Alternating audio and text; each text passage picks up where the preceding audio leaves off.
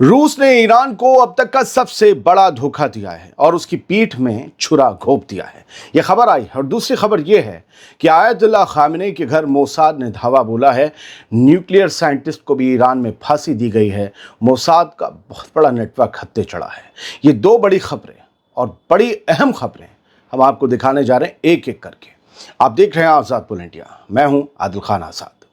पहली खबर, Vladimir Putin एक बार फिर आयतुल्लाह खामेनी यानी कि ईरान को धोखा देने जा रहे हैं। यह खबर बेहद सीरियस है, हिला देने वाली खबर है। ये ईरान के लिए यह मामला सच में एक दोस्त से धोखा देने जैसा लग रहा है। हुआ यह है कि ईरान ने रूस को शाहिद 136 ड्रोन, जिसे रूस में गेरान कहा जाता है, वो ड्रोन्स ईरान ने देकर यूक्रेन जंग में बड़ी टेक्निकल मदद की थी रूस की।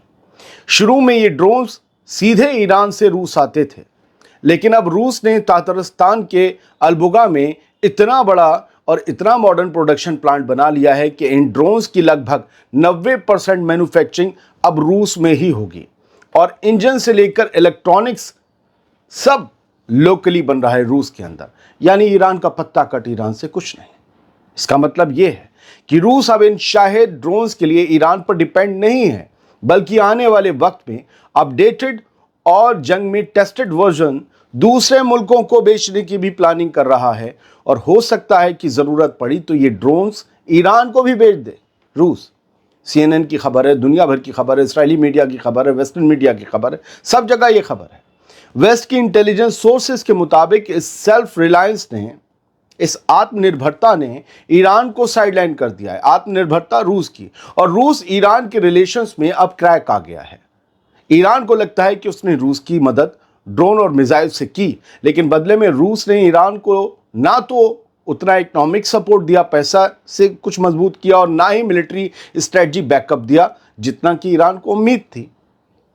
ये नाराजगी जून में तब और बढ़ गई जब इसराइल ने 12 दिन तक ईरान के न्यूक्लियर प्रोग्राम्स पर बमबारी की। अमेरिका ने भी की और रूस ने सिर्फ हल्का सा बयान देकर इसराइल की बस इतनी सी मजम्मत की, जबकि ईरान चाहता था कि रूस इस इश्यू पर स्ट्रांग और क्लियर सपोर्ट दिखाए, चाहे वो हथियार सप्लाई हो, टेक्नोलॉजी शेयर करना हो या इंटेलिजेंस सपोर्ट हो। लेकिन रूस ने कुछ नहीं किया। सीधी बात कहूं आपसे तो ईरान ने रूस को जंग के लिए ताकत दी, रूस ने उस ताकत को अपने सिस्टम में ले लिया और सिस्टम में लेकर अपनी चीजें डेवलप कर दी। अब रूस ईरान के बिना भी आगे बढ़ सकता है और बदले में ईरान को वैसा फायदा नहीं मिल रहा जैसा वो चाहता था। अगर ये सिलसिला ऐसे ही चलता रहा तो पुतिन के अपने रूसी शाहिद ड्रोन न सिर्फ ईरान के मार्केट को खत्म कर देंगे, बल्कि उसकी इकोनॉमी को भी सीधे सीधे नुकसान पहुंचा सकते हैं। और आप जानते हैं ईरान पर दुनिया भर के सैंक्शंस हैं, अमेरिका के तो लातादाद सैंक्शंस हैं। ईरान अपने माल सबको नहीं बेच सकता, ये ड्रोन्स भी सबको नहीं बेच सकता। रूस सिर्फ इसलिए खरीद रहा था क्योंकि वो अमेरिका के सामने तन कर खड़ा होता है और वो जंग लड़ रहा है यूक्रेन से। यूक्रेन के पीछे पूरा नेटो है, लेकिन और कोई मुल्क जो जंग में नहीं है, जो अमेरिका के असर में, वो ईरान के ड्रोन नहीं खरीदेगा। क्या होगा फिर पता नहीं। ईरान को एक बार फिर धोखा देने जा रहा है, ये मैंने आपको बताया। इस खबर के बाहर आते ही इसराइली मीडिया भी ईरान पर तंज कसने लगा, क्योंकि जितना ईरान को नुकसान होगा इसराइल के लिए उतनी ही राहत होगी। द जेरूसलम पोस्ट ने 9 अगस्त को लिखा, क्या रूस ईरान को अकेला करके पीछे छोड़ रहा है? शाहिद 136 ड्रोन प्रोडक्शन पर मॉस्को और तेहरान के बीच दरार की खबर है। इस तरीके से हेडलाइंस बन रही हैं। जरूर कुछ धुआं ऐसी ही नहीं निकलता। वेस्टर्न ऑफिशियल्स के मुताबिक तेहरान को अपने एलाय रूस से धोखा महसूस हो रहा है, अपने दोस्त रूस से धोखा महसूस हो रहा है, क्योंकि मॉस्को ने रूस ने शाहिद 136 ड्रोन का मॉडर्न वर्जन बना लिया है और उसे पहले से भी सस्ता प्रोड्यूस कर रहा है, यानी ईरान से भी सस्ता बना दिया है। 2023 में रूस और ईरान के बीच $1.75 बिलियन का सौदा हुआ था, ताकि रूस ईरान के शाहिद 136 ड्रोन अपने मुल्क में बनाना शुरू करे। लेकिन सिर्फ 2 साल में वेस्टर्न सिक्योरिटी ऑफिशियल्स का यह कहना है कि रूस ने प्रोडक्शन का 90% हिस्सा लोकलाइज कर लिया है। यानी लोकल लेवल पर बनाया जा रहा है। और ये सब ईरान के लिए एक बड़ा सरप्राइज है, एक बड़ा झटका है। ईरान की इकोनॉमी को एक बहुत बड़ा डेंट है जो उसके दोस्त रूस ने, पुतिन ने पहुंचा दिया है। ईरान में मोसाद का एक बड़ा गैंग गिरफ्तार हुआ है। यह खबर सबसे पहले बिलबिलाकर इस्राएली मीडिया ने ही शेयर की, क्योंकि लोग उसी के पकड़े गए। इनमें से कुछ, इन एजेंट्स में से कुछ आयतुल्लाह खामेनी के घर के पास पकड़े गए। शक है कि ये मोसाद, ये एजेंट्स, इस्राएली एजेंट्स, ईरान के सुप्रीम लीडर को कत्ल करने के इरादे से आए थे उनके घर के पास। ईरान की अदालती हुकूमत ने सैटरडे को 9 अगस्त को यह बताया कि हाल ही के महीनों में 20 अफराद को गिरफ्तार किया गया है जिन पर इसराइल की जासूसी एजेंसी मोसाद के लिए काम करने का इल्जाम है। ईरान की हुकूमत ने यह साफ कर दिया है कि इन लोगों के साथ कोई नरमी नहीं बरती जाएगी और इन्हें दूसरों के लिए मिसाल बना दिया जाएगा, ऐसी सजा दी जाएगी।